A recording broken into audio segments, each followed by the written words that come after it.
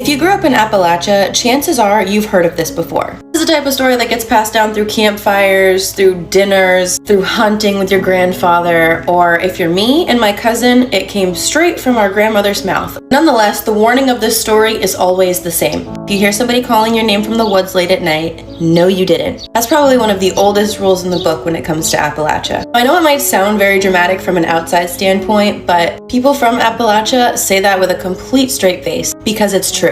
Honestly, it's not just one of those stories that is like, oh, this is like a funny little paranormal ghost story. No, this is one that reminds you to lock your doors at night. So the story begins somewhere around eastern Kentucky in the 1930s. Back then, life in the mountains looked very different than it does today. I'm talking about communities that were so isolated that you would have to walk miles through dense forest to reach your nearest neighbor. Once darkness fell, darkness really was upon you. There was not any streetlights or any kind of lamps or anything like that. No, you were in complete and utter darkness. Of course, you did have your little lantern, but that didn't really help much either. Darkness is so thick that it literally cuts everything beyond the lamplight. One of those small mountain communities named a young girl named Ruth. Ruth was not known to be very reckless at all. She was more known to be the curious cat. Most people stayed close to the familiar trails around the area. Ruth liked to explore. She loved to spend all of her afternoons exploring old logging roads, old trails that most people don't even dare go near. And there was this one place where people told her specifically not to go. That was a place called Dead Man's Hollow. That name alone sounds very wrong. The weird thing about that place is that nobody could ever come to an agreement about why it was called Dead Man's Hollow. But no matter what the elders told Ruth, she was not into superstitions and she just went along anyways. One evening, just before sunset, little Ruth decided that she was going to go explore Dead Man's Hollow and see for herself what this whole mystery was about. The trail leading there was this old logging road that had not been used for years. Trees had become reclaiming parts of it. There were branches just like overhanging through it. It didn't look like a road at all. At first, everything seemed completely normal. You could hear the birds settling down for the evening and the unmistakable sound of insects in the bush. As she was walking, listening to the crunching of her own feet on the gravel, she heard somebody say, "Ruth."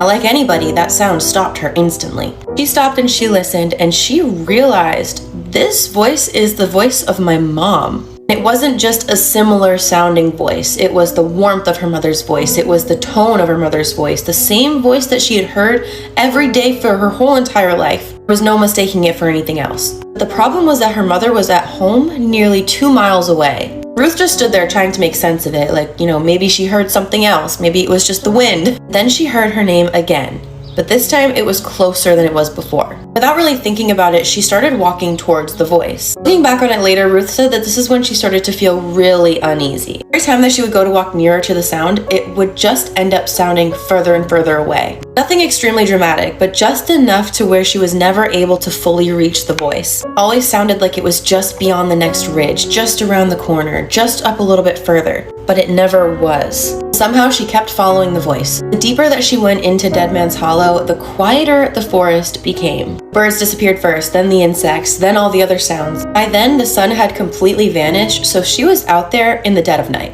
But the voice still seemed to call her deeper and deeper into the forest, and as if she were in some kind of trance, she continued to follow the sound for hours. Then suddenly, it stopped, and Ruth found herself standing in the middle of the forest where she did not recognize anything at all. That's when she noticed something watching her. It was a woman standing between 2 trees several yards away from her. First glance, she looked normal, almost. She wore an old-fashioned dress that seemed decades out of place. Her skin looked unnaturally pale beneath the moonlight, and her smile was so big, it could not have been a normal person. Like, there's no way. It wasn't like cartoonishly wide, if you know what I'm saying. Like just too big, just barely too wide to make it seem uncanny valley. Then Ruth noticed the woman's eyes. They reflected the same way that a deer's eyes might in the headlights of a vehicle. Human eyes don't do that, yo. So as Ruth is just standing there staring at this thing, taking it all in, the woman speaks.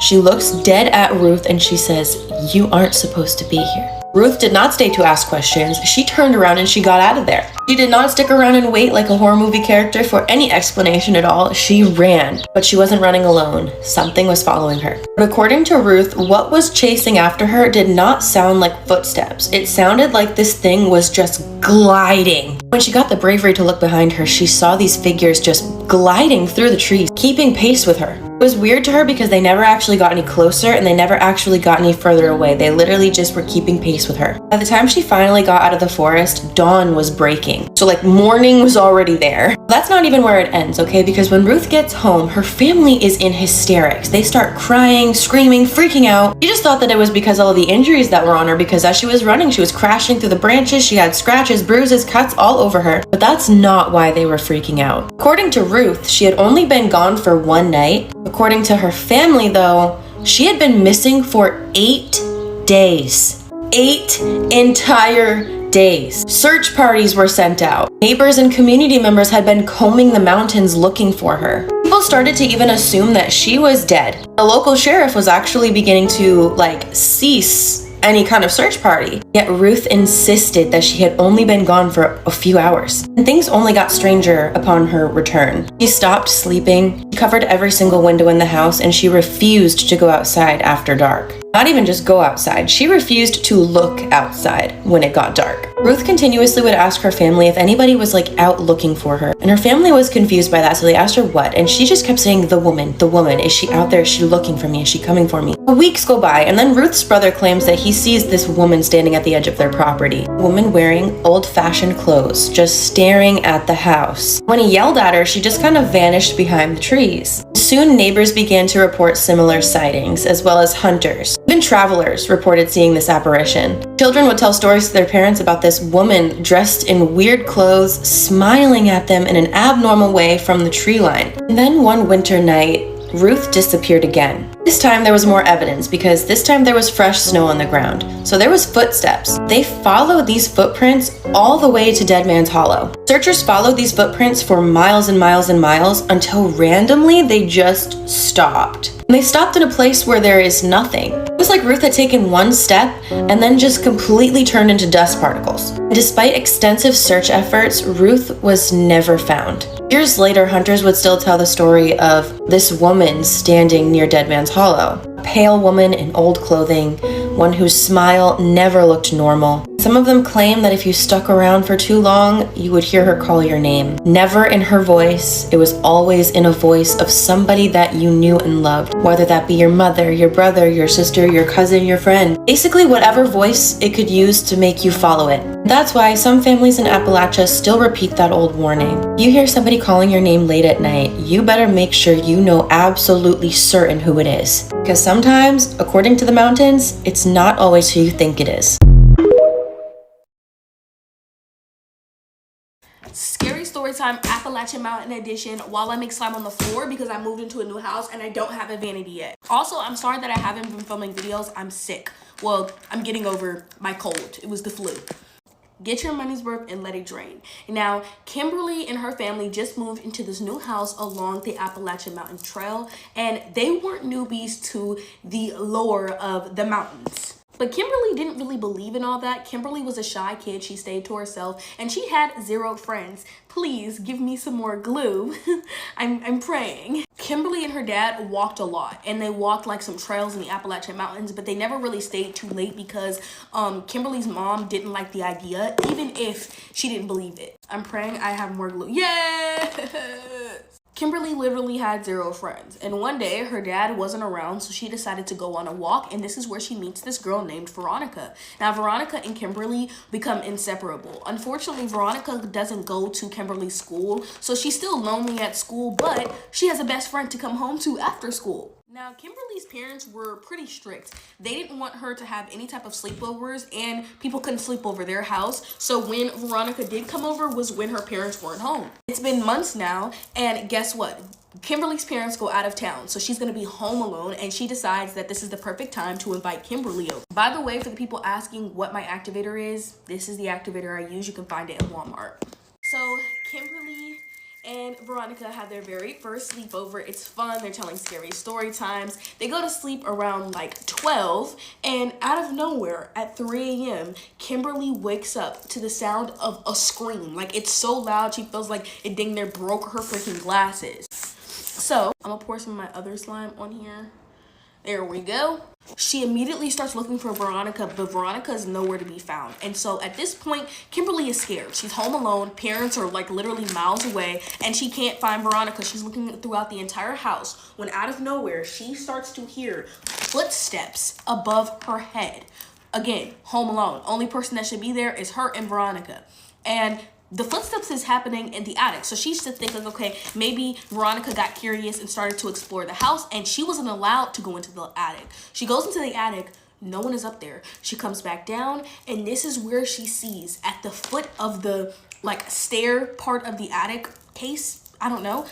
She sees something literally tall, black with a neck like this. Oh, I'm getting goosebumps. I can't. She sees that, okay? And so she immediately runs back up into the attic, and she's screaming Veronica's name. Veronica's still not coming out. At this point, she starts to hear the, like whatever that is at the bottom of the staircase climb up the staircase. She's hurled herself into a tiny little ball, and then she hears Veronica's voice. And she looks up, and Veronica's like, what's wrong? And she's like, bro, you didn't see that? And so this is where Veronica goes, just surrender yourself to him. What? Actually, I think I might jump out the window. What? And she tells Veronica, girl, stop playing. And she's like, I'm not playing, right? And now Kimberly, whoever sent this to me, didn't really explain how I could explain the sound, but I don't know, it's just a creepy sound. When she looks back up, Veronica's not there anymore. And so she runs downstairs, and keep in mind, it's nighttime. She was never allowed to go outside at night because like the theories that her mom believed were true, but she don't care. She run outside anyway, and she could hear birds crickets, all like the bugs, and then out of nowhere, straight silence. She doesn't hear anything. She looks behind her, it's the man, super tall with the broken neck. I don't know what this theme is with the man with the broken neck, but I'm good.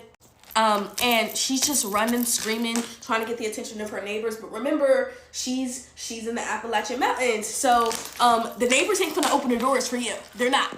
At this point, she's literally running, and somehow, some way, he's still 5 feet behind her. 5 feet behind her. I don't know if I said this already, but she runs to the trail where her and Veronica met, and there Veronica is sitting on a bench near a fallen tree. And when she looks behind her, the man in black with the broken neck, he's behind her also. And Kimberly is freaked the crap out. She doesn't know what to do. She's literally scared. Her parents aren't here. Keep in mind, she's like 17 years old. She's still thinking that Veronica a real person. Veronica ain't real, honey. You got to go. You got to go. When Kimberly called Veronica's name, Veronica turned her head, and there was nothing there. There was just a sunken face. Like it was just a bottomless pit of nothing. So, yeah. The person who sent me the story didn't tell me how Kimberly made it out, if she's okay, if she didn't make it. All I know is that this is one of the tales of the Appalachian Mountains, and this is why I will never, I won't be caught there. I won't. But this is my white slime. Yes. I don't really have a lot of slime supplies, but I thought I'd just make a little story time for y'all because it's been a minute. So, yeah, bye guys. My knees hurt and my back. Oh, my bed is so tea. This story comes out of the Roanoke Valley region of Virginia. There was this family from New York who had lived in the city most of their life. They wanted to get away and, live that remote urban life. So they find this beautiful home on 16 acres in this secluded area of the Roanoke Valley in the Appalachian Mountains. And their first day moving in, the father, right, he notices something weird. The neighbor actually comes not to greet them, not to welcome them to the area, but to warn them. And he says very specifically, at night, make sure you lock your doors and your windows and you close the curtains. And he says, very important, there is something out there. And he goes, you mean the people in this area are really like that you have to lock your doors? And he goes, I'm not talking about people. It's something else. But that's all I'm going to say. Now just remember, lock your doors and your windows at night. You'll be all right. So the neighbor leaves. Well, the father kind of just shakes it off and is like, okay, whatever. So they live there for several months, and they really enjoy their new life. Well, this one particular night, the family is sitting in the living room and they have a fire going. That's when the father notices that the son is standing next to the window and he's staring at something very intently. And so he asks the son, what are you staring at? What's out there? And he goes, Father, there's a boy out there. Like, there's this young boy. Can I go and play with him? And the father's like, what are you talking about? Like, there's no boy around here. We live in the woods. Like, there's no one around here. And he's like, no, Father, there's a boy out there. There's a boy out there. And the father's like, you know what? Just, it's time for bed. Go to bed. And he doesn't really think anything of it. Over the next couple of weeks, right, this son keeps looking out the window at something and telling his father, there's this boy outside. And he keeps drawing pictures of this boy. And he keeps saying, I really want to play with that boy. The father at the time just thinks, this is something to do with him moving and his active imagination. Until one night, the whole family is asleep. When the father wakes to a sound coming from the living room, he gets his wife up and he's like, I think someone's in the house. I think someone's broken in. Like, go and get the children, make sure they're safe. So he gets up, he goes down the hallway very slowly. And when he gets to the living room and he flips on the light, there's his son on the floor playing with his toys. And the front door is wide open. So he asks the son, like, what are you doing up? Why are you out of bed? And he goes, Father, I'm playing with the boy. And he goes, what boy? What are you talking about? And he said, the boy, he came inside and he was playing with me. And his father's like, there is no boy here. Like, there's no one around here that is your age. So he tells his son to go to bed. He goes to the front door and he, peers out. There's no one out there. He closes the door. Well, up until this point, he had been keeping this door unlocked because he felt like, we live in the woods, nothing's going to happen. But that night, he starts locking the door. Well, the next couple of weeks, right, is when they started to hear this banging sound at the front door, like someone was there. And when the father would go and answer the door, there would be no one there. And eventually, the father gets so frustrated and angry with whoever's knocking at the door that one night he hears the knocking. He goes to the front door, he opens it, and he goes out on the porch and he starts screaming, what are you doing at my house? Like, leave us alone, leave my family alone, like, quit. And all of a sudden he hears his name being called and it sounds like a child's voice and it's telling him to come out into the woods. So this father kind of makes his way back inside, closes the door and locks it. And at this point, he's like, something is definitely going on. So the next day he goes into town and he goes to the local hardware store and he talks with some of the locals. And he starts telling him, I think something's after my family. I think something is trying to scare us. And the locals say, look, we're not trying to be rude, but you need to take your family and get out of here and move back to town if you know what's best for you. And the father takes this as, oh, they're trying to scare me out of town because I'm from the city. So he goes back home and is like, they're not going to scare us. At this point, though, the family is so terrified that they are all sleeping in the same bedroom. And after a couple nights of them sleeping in the bedroom together, the father wakes up and he sees his son standing next to the window and he's staring at something. And he's like, what are you looking at? Like, what is out there? What is out there? And he goes, they're here. They're here, Father. They're here. They're here. And he's like, who's here? And he's like, go back in the bed right now. He goes up to the window. And when he peers out, he sees all of these children standing around the house. And they have these bright, glowing white eyes. So he hurried up, he closes the curtains, and he gets in bed and he holds his son and he tells him go to sleep. The next few days, he's very nervous. He's very on edge, but he doesn't know what to do. That night, he goes to bed with the family in the bedroom. He wakes up and he discovers his family is all gone. He searches the entire home. They are nowhere. The only thing he finds is that the front door is open. So he figures they've taken his family out into the woods. So he runs as fast as he can out into the woods and he starts screaming, where's my family? Give me back my family. And all of a sudden, he hears some movement coming through the woods. And out of the shadows steps this young boy. And as this boy takes a couple steps closer, he realizes it's his son. And he has these glowing white eyes. And he looks at his father and he says, not yet. And the father takes off running as fast as he can back to the house. He gets in his car, he drives into town and goes to the local pub. And he starts screaming to them, like, they've got my family, they've taken my family, like, you have to help me. And then he runs out of the bar and he leaves. And that was the last time that they ever seen this man or his family ever again. I grew up around the Appalachian Mountains, and I don't know why I never thought to talk about these stories before now, but I'm going to share them with you because they're fucking terrifying. Back in 2015, I moved into this house with my mom, my dad, my siblings, whatever. And when we first got there, it was like, cute house, but I've always been very sensitive to, paranormal shit. So off the bat, I was like, I'm sensing something, like Will in Stranger Things. I'm like, my neck hair is raising. I loved being alone as a kid, so I would go downstairs. It was a huge basement, nice floor, whatever. I'd be going down there doing gymnastics and stuff. And one day, I was like, let me, record myself to see my form. Let me see if I can improve. I took a picture, and when I looked at the picture, there was this giant green dot next to me. And I'm like, ooh, maybe that's just, light flare, what the fuck. If I look at it more, there's a man's face when I zoomed into it. I was like, ooh, I need to go show my mother. So I went and showed her, and she was like kind of paranoid. She was like, you know, maybe because it's a green light, you know, it could just be one of our past loved ones just protecting us. Like, me and her are very spiritual people, so we weren't too scared of it, just more like, that's a very clear fucking face. Like, that's a little freaky. Time goes on, we start getting stuff moved in down there, and I'm getting chills talking about it. Every person that stayed down there was constantly seeing and hearing shit. At one point, my sister and her kids were living with us, and my niece comes to me one day, and she's like, Auntie, like, I keep hearing people calling my name down there.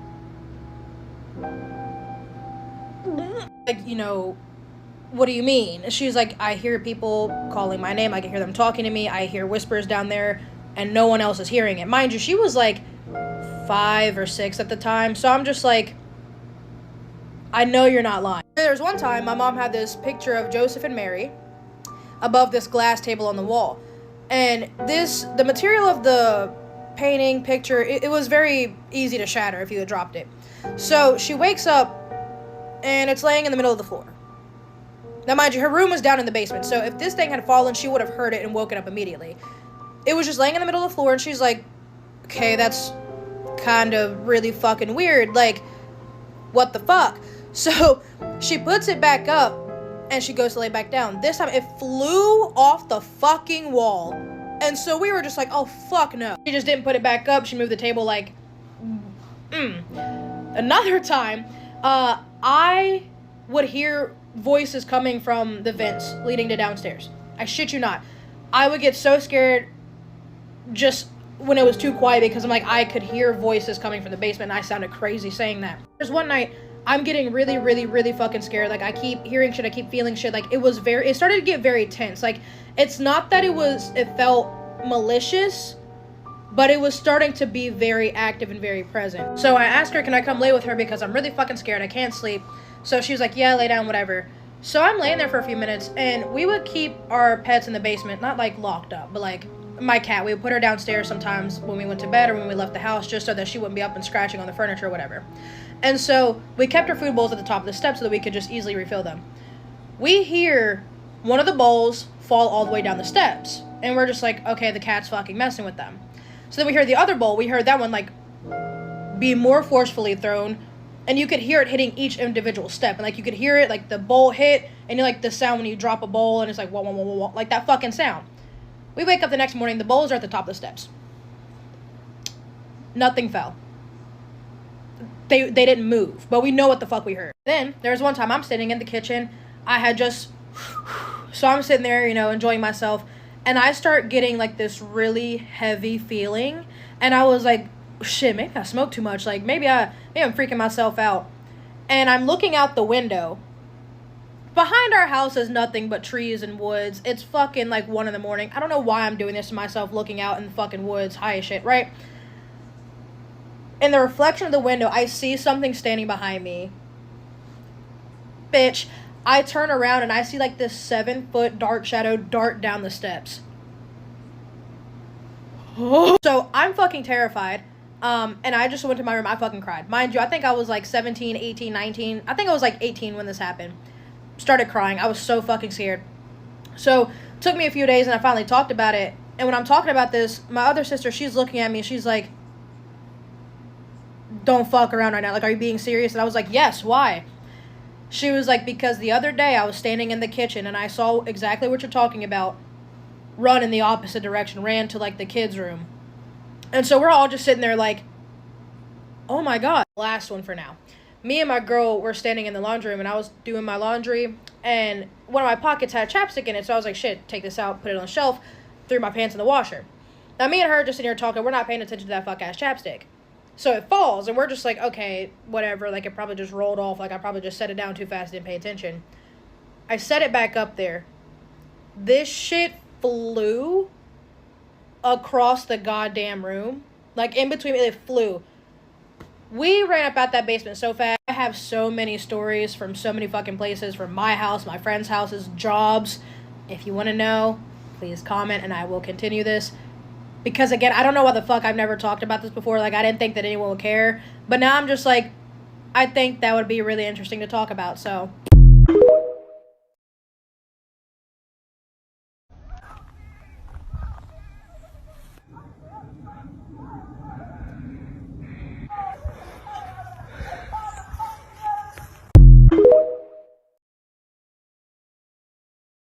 The video I'm about to show you is very disturbing. I'm just gonna let it play for you and then I'll give you the background. See? The lights go off. Now watch. You're gonna see.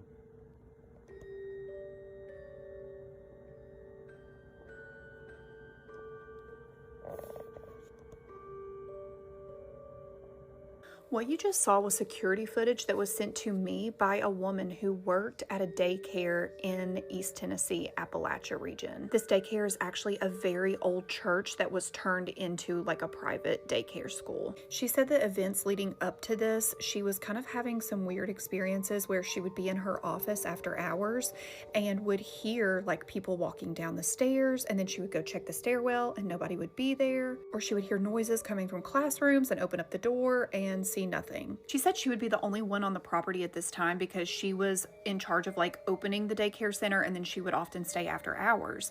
So nobody was in the building when she was hearing these noises. On this particular day, she was opening the daycare. She went in that door that you saw at the end of the hall and noticed there was an iPad laying on the ground. This was really odd to her because these iPads are put into this like cabinet area that are hooked on like chargers. And she said they're very secure and they're like sitting up on charging decks, if that makes sense. She thought maybe an intruder came in or something, so she immediately notified the security officer who came and checked the camera footage. And that is the camera footage that you saw. Literally, the way that iPad just flings out of that cabinet is giving me chills right now. In the beginning, I feel like I also saw some kind of an orb object, but I've watched this video so many times and I feel like it's just unexplainable. Tell me what you saw in the video, if you saw the orbs like I did, or if you noticed anything else that's odd, and leave in the comments if you have any weird experiences like this.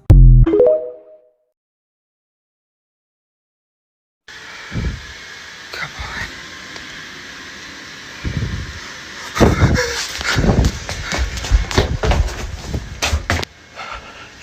Okay. So currently,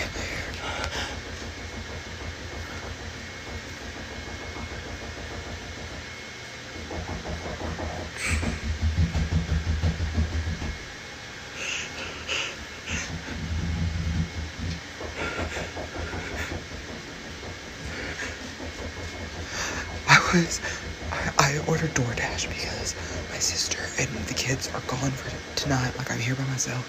The kids had football practice, so they had to go do their own thing. Thank you. So I ordered DoorDash, and I heard it knock.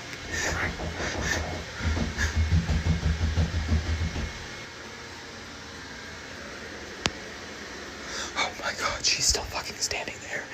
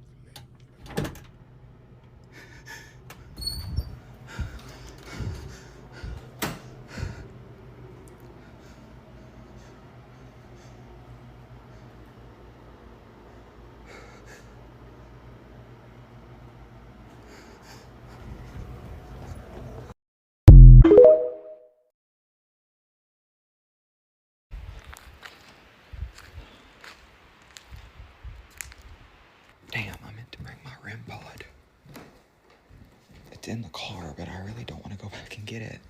Oh, I don't like that this leads right out to the back porch.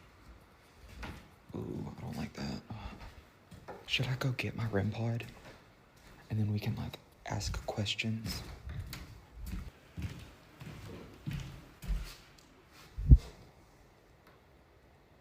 Please tell me y'all heard that. Okay. I think I'm just trying to freak myself out. Okay. I'm gonna go grab my REM pod.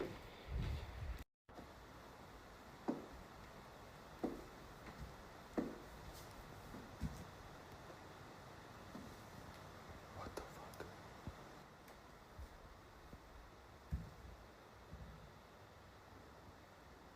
Okay.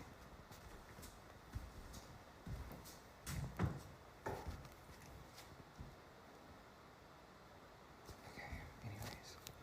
So, I'm gonna set you guys somewhere. Like, here? In 800 feet, turn left. Or I could do it. That'll do a shadow that way. I'll do it like that, I guess.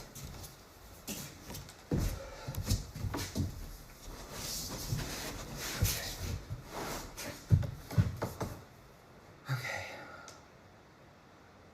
If there is anyone here who would like to communicate with us, please touch this red light here in front of me, and it will make noises, and then we can try to communicate through it.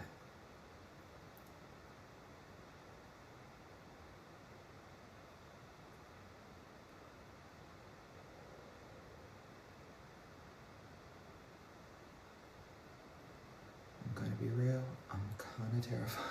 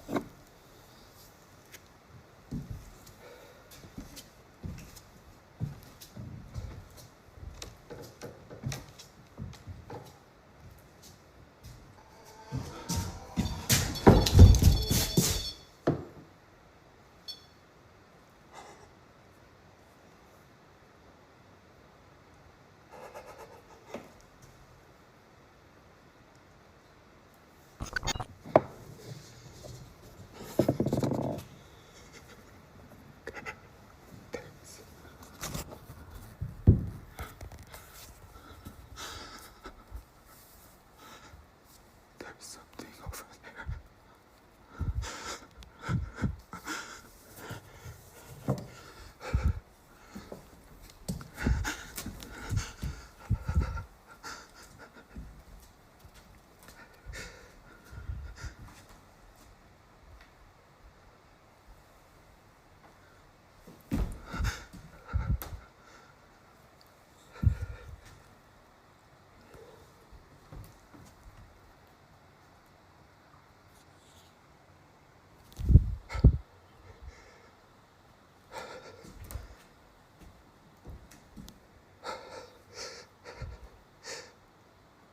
Hello?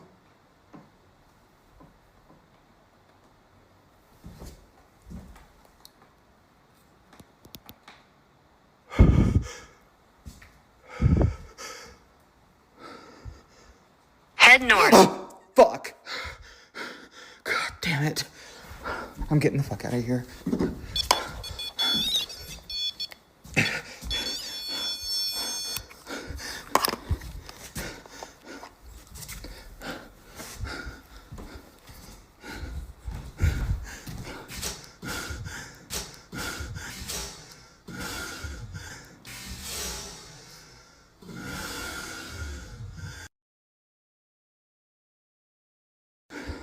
Something's on the fucking roof.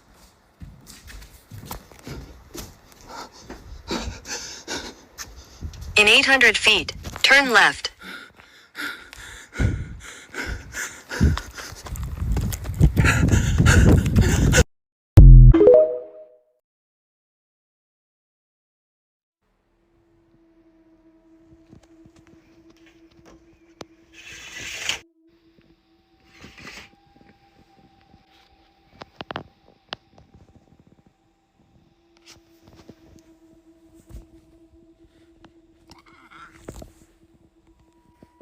y'all see anything?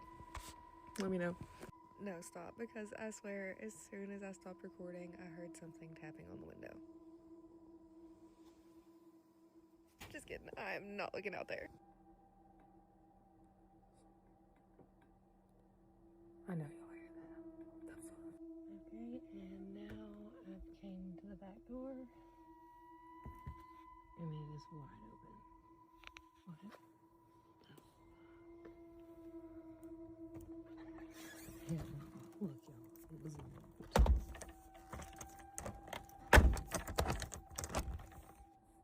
so much for sleeping tonight, I guess. Tonight you're going to hear a terrifying story, but it's not going to come from me. It's going to come from my Appalachian grandmother.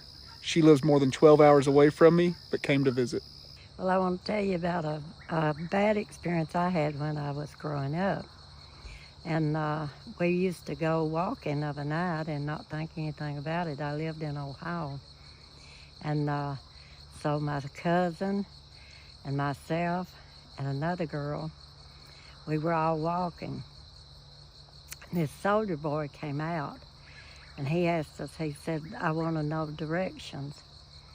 And he kept walking down towards there was a street light, but he kept on edging off to the side where it was shadow. And so I got a little bit suspicious. I got scared. And this friend of mine, she wanted to borrow my shoes. I had some hard sole shoes on. And we swapped shoes, and she had those on. Well, when he grabbed her and he was dragging her, and we ran as hard as we could run. And He still had your friend? He had our friend, and she had those shoes on, and she kicked his shin. When she did that, he turned her loose, and she ran. And we ran till we got home. All right, what year was that? Do you remember roughly what year?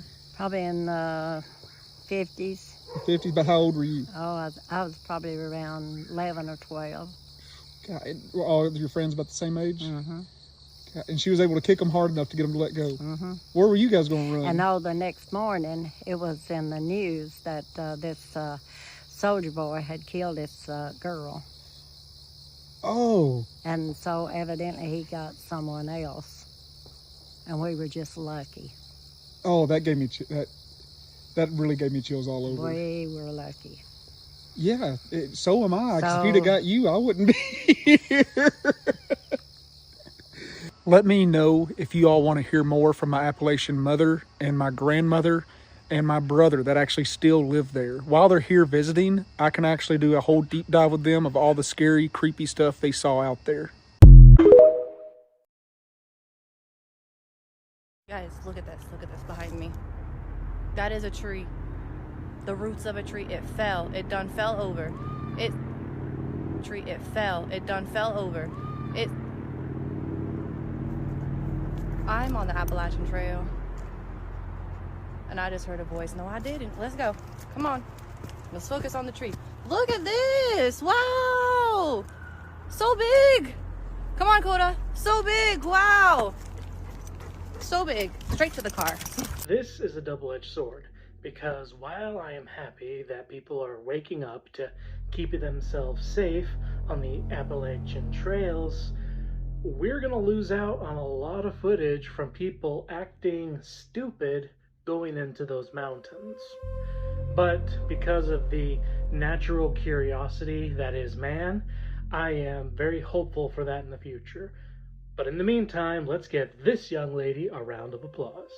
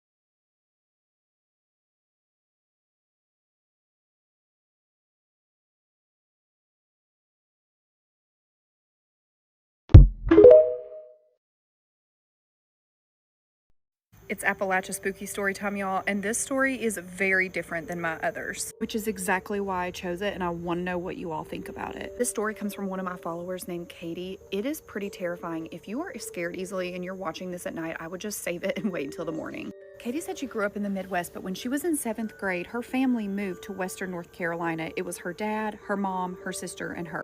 Katie said that they moved into this very old farmhouse, and even though it was an older farmhouse, it was quite big, and she said that they had a lot of woods back on the property. There was some field areas where there was some farmland, things like that. But directly from her room, because she was on the 2nd story, she had a window, and she could see out into the back of the woods. Just a few feet into the woods, there was an old shed, and she could see the shed from her bedroom window. She said the shed always kind of creeped her out a little bit because it was old, it was back in the woods, and just gave her weird feelings. But she noticed almost every evening her dad would go out into the shed. Sometimes he would only be out there for a few minutes, and then sometimes he would be in this shed for like hours and had no idea what he was doing. She said occasionally she would look out her window and would see lights on in the shed, and so she knew her dad was in there. One morning she looked out her window and there was a big padlock that had been added on to the shed. She thought this was really odd, so she asked her dad about it, and her dad basically told her and her sister that he put the padlock on there to keep people from breaking in because he had some tools that were stolen out of the shed. Then as he was going to leave, he looked back at her and her sister and was like, "Yeah, I don't ever want you all going near that shed." They're like, "Why? What's up with the shed?" And he was like, "Don't ask questions. I'm your dad. Just listen to me. I don't want you all near the shed." Here's where things get really odd though. She said one evening she saw her dad go down to the shed. That was pretty normal. She goes to bed, but in the middle of the night she wakes up because she hears her mom screaming her dad's name. She wakes up and she's like, "Mom, what is going on?" And she's like, "I can't find your dad. He never came back from the shed." Mom was like, "I'm gonna go check the shed. You girls just stay in here and I will be right back." Within just a matter of minutes, her mom comes running back through the door and calls an ambulance because she had found her husband slumped over in the shed. While they're waiting on the ambulance, all 3 of them run out to the shed and they're with the dad while he is just like slumped over. He is alive, but he's just not acting right. The ambulance gets there and they say only one person can ride in the ambulance with the dad, so the wife went and she told the daughters just to wait at the house and to take the day off school. Guys, this is so weird. After they leave to go to the hospital, the 2 girls stay and they're like looking in the shed and there's nothing in there. You know how she said she always saw a light on in the shed? There was no electricity in the shed. There was no lanterns, no electricity. It said hanging on the walls, there was like bird feathers and some rabbit feet. And there was like a small work desk with a few carving knives and a notebook. She said when she opened up the notebook, she saw her father's handwriting in there, but then on other pages, the handwriting was completely different. And it was all just like mumbled jargon that she couldn't understand. And then written in the floorboards were like carvings of different symbols. Some of them looked very fresh. Some of them looked super, super old. Her and her sister were super freaked out, felt very unsettled, and just went back into the house. Her dad was eventually discharged from the hospital and was diagnosed with having a stroke. So he came home, he had to walk with a cane, but ultimately was okay. She told her mom about what she found in the shed, so the mom confronted the dad. Apparently the dad just wouldn't talk about it. He just shut down, would not talk about what was in the shed. She said she started to hear her parents fighting a lot, like late at night. The one thing that her dad was always adamant about was that he wanted to continue to go down to the shed, even with his cane, even with like his disability from having the stroke. He was like adamant in the evenings that he still wanted to go out to the shed, and that was the main source of arguments from her parents. Okay, but then it gets even more bizarre. Eventually, months and months and months later, her dad got pneumonia. He was already declining from his stroke. He ended up passing away. After her dad's passing, Katie, her mom, and her sister ended up moving to a smaller home in the city, but she always wondered about that shed. Like, she couldn't stop thinking about it. Katie and her sister decided to do some research on the home. Turns out this home had had multiple owners over the last 20 years. Like almost every year, the house was put up for sale and bought by someone else. She tried to contact a couple of the previous owners just to like get more information about why they sold the home, anything odd that happened, whatever. And nobody would talk to her. Everyone, as soon as she started asking, just shut down and refused to speak to her. Except for one woman who said that her husband had also suffered a stroke in the shed. She said to this day she has not returned to the property. She does not intend to, but she knows that there is something evil inside of that shed. What do you all think happened here? Let me know what you think in the comments, and if you want more spooky stories, then just follow along.